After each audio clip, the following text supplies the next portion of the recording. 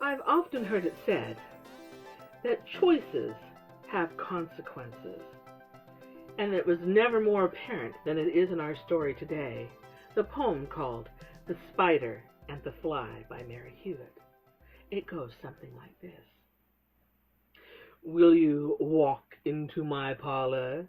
Said the spider to the fly. 'Tis the prettiest little parlor that ever you did spy. The way into my parlor, dear, is up a winding stair, and I have many pretty things to show you when you're there. Oh, no, no, said the little fly, to ask me is in vain, for who goes up your winding stairs shall ne'er come down again. I'm sure you must be weary, dear, with soaring up so high. Will you rest upon my little bed? Said the spider to the fly.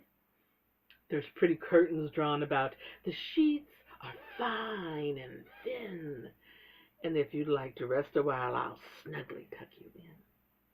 Oh, no, no, no, said the little fly, for I've often heard it said, they never, never wake again who sleep upon your bed. Said the cunning spider to the fly, dear friend, what can I do to prove the warm affection I have always felt for you? I have within my pantry, dear, good store of all that's nice. I'm sure you're very welcome. Will you please to have a slice? Oh, no, no, said the little fly. Kind sir, that cannot be. I've heard what's in your pantry, and I do not wish to see. Sweet creature, said the spider, you're witty and you're wise.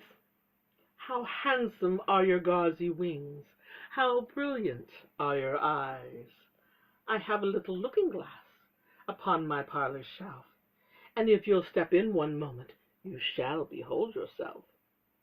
I thank you, sir, the spider said, for what you're pleased to say, and bidding you good morning, I'll call another day. The spider turned him round about and went into his den, for sure he knew this silly fly would soon be back again. So he wove a subtle little web in a little corner sly, and set his table ready to dine upon the fly. Then he went to his door again, and merrily did sing, Come hither, hither, pretty fly, with the pearl and silver wing. Your robes are green and purple, there's a crest upon your head. Your eyes are like the diamonds bright, but mine are dull as lead.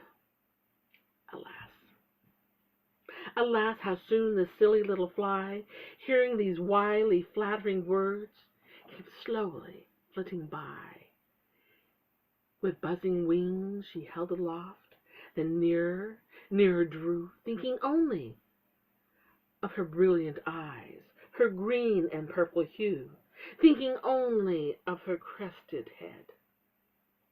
Poor, poor foolish thing, at last. Up jumped the cunning spider and fiercely held her fast. He dragged her up his winding stair, into his dismal den, into his little parlor, but she ne'er came out again. And now, dear little children, who may this story read, to idle, silly, flattering words, I pray you ne'er give heed, and to an evil counselor, close heart and ear and eye, and take this lesson from this tale of the spider and the fly.